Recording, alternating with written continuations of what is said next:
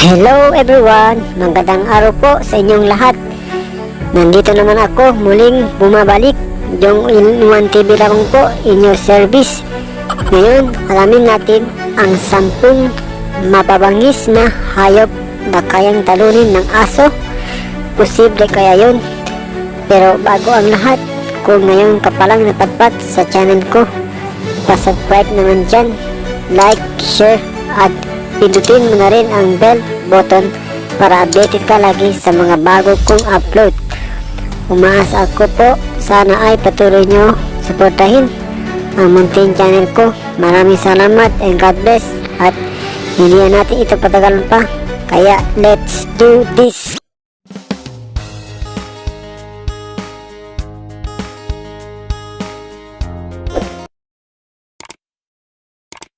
Number 1. Lion. Ang mga leon ay naturing ang king of the jungle, ngunit hanggang titulo lang ata yun. Kung patapangan ang labanan, mukhang mas sakalampa ata ang aso na to. Mapapanood sa video na para bang takot lumaban ang leon sa aso. Mukhang aso ata ito ni John Wick. Ito naman ang aso na lumaban sa leon, para lang hindi mapahiya sa mga turistang nanunood. Nakakatawang isipin na 4 na beses na mas malaki ang leon, ngunit 4 na beses na mas matapang ang aso. Ayaw awayin ng mga leon ang aso dahil takot ata sila sa pet owner nito. O baka naman, mas gusto atang makipaglaro ng lion sa aso. Mahirap hulaan pero siguradong magiging hotdog ang labas ng aso na to kung magkataong gutom ang higanting leon. In the wild, wala sa menu ng mga leon ang mga aso, kaya madalas deadma ang mga leon sa tuwing nakakakita ng aso. Mas gusto pa nilang atakihin ang delikadong buffalo kaysa makipag-away sa aso. Number 2. Tiger. Totoo nga ang sabi ng iba na hindi raw marunong mangilala ng kalaban ang mga aso. Kaya naman maski ang tiger na mas malaki pa sa leon ay kaya nilang tapatan. Sa Animal Kingdom, madalas manalo ang matapang kesa sa malakas. Kaya naman wala nang nagawa ang tigre na to kundi ang sumurrender sa tapang ng aso na to. Kung tutuusin, nasa DNA ng mga aso ang matakot sa tiger. Ito ang dahilan kung bakit mabilis silang atakihin sa puso sa tuwing may tigre. Pero kung oras ng emergency, asahan mong lalaban ang mga aso. Kung pinalaki ng responsableng pet owner ang wild animal, makikita na pwede rin pala silang maging BFF. Number 3. Bear. Ang mga oso ang largest land predator at mas malaki pa sa tiger, pero maski sila ay hindi sasantuhin ng mga aso. Sa video, mapapanood ang pag-atake ng aso laban sa itim na sloth bear.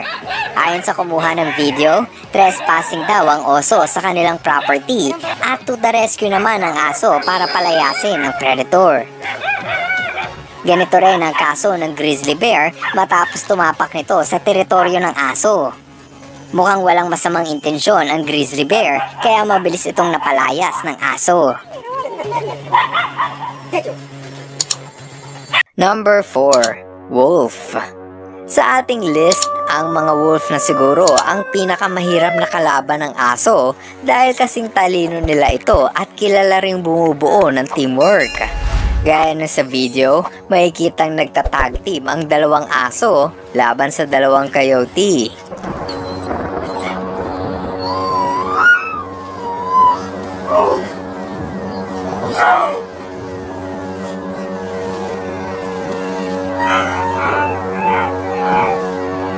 Andito naman ulit ang higanting Tibetan Mastiff na mag-isang lumaban sa grupo ng mga wolf.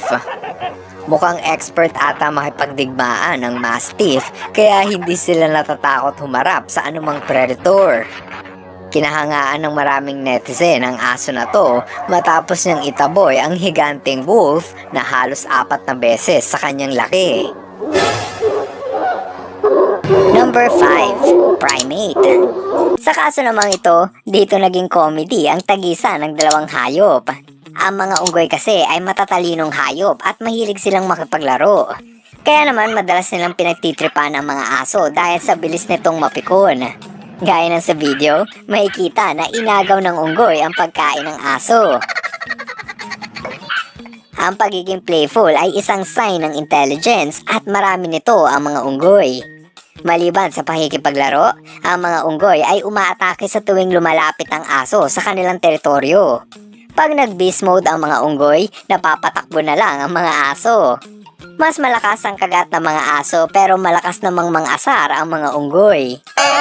Bilang predator, panalo ang aso, pero sa asaran, talo ang mga aso. Number 6, elephant. Sa Africa, madalas magtagpo ang landas ng mga wild dogs at elepante. Masyadong malaki ang elepante para gawing prey ng wild dog, kaya madalas sa kanilang away ay dahil sa teritoryo. Maliksi at mabilis kumilos ang mga aso, kaya kung minsan napapadapa nila ang elepante. Matapang ang mga aso at hindi sila papayag na takutin ng mga elepante. Gayunpaman, mas nananaig pa rin ang animal friendship ng dalawang maamong hayop. Number 7, crocodile. Sa video, mapapanood ang pag-atake ng pitbull sa kawawang buwaya. Mas malakas ang bite force ng mga buwaya, pero minamanilang sila ng mga aso. Ito naman ang munting aso at kung paano niya bulihin ang buwaya. Ginagawa niya to sa lahat ng buwayang makikita niya nang bigla na lang hindi palaging happy ending para sa mga aso at kung minsan nagiging laman-tiyan din sila. Number 8, snake. Sa ating listahan, ito ang pinakamadaling talunin ng mga aso. Maliit lang kasi ang kanilang katawan at mas mabilis ang reflex ng aso. Kaya naman pag nakagat na ng aso ang anumang parte ng ahas, para na silang nakasakay sa roller coaster. Mas kinaata ang maliliit na aso ay hindi takot sa ahas. Ang mga cobra ay ilan sa pinakamakamandag na ahas. Pero sa mata ng mga aso, wala silang pake kung may lason man ito o wala. Number 9, leopard. May kita sa video kung gaano katapang ang aso na to sa pagharap sa agresibong pusa. Madalas maganap ang ganitong eksena sa India kung saan nagkalat ang populasyon ng mga stray dog. Ang mga leopard ang madalas lumapit sa aso para hamunin ang away. Hindi naman talaga part ng diet ng leopard ang aso, ngunit dahil sa pagkaubos ng kanilang prey sa gubat, napipilitan ang mga leopard na kumuha ng alternatibo gaya ng aso.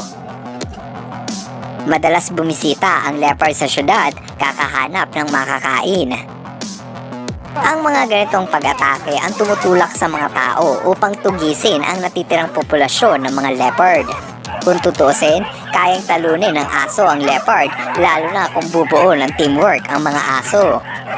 Palagi mag-isa ang leopard kung umatake, kaya hindi nila kakayanin ang dalawang aso. Number 10, mountain lion aka cougar. Sadyang napakainit talaga ng ulo ng mga aso sa pusa at kahit ang mountain lion ay hindi ligtas sa kanilang paningin. Gaya na sa video, makikita ang Dogo Argentino na nakikipagrambulan sa cougar. Ang mga Dogo Argentino ay ang breed ng aso na ang specialty ay ang lumaban sa mga cougar. Madalas sa kanilang away ay namumuo sa tuwing bumibisita ang cougar sa livestock at dito nagiging madugo ang kanilang hidwaan.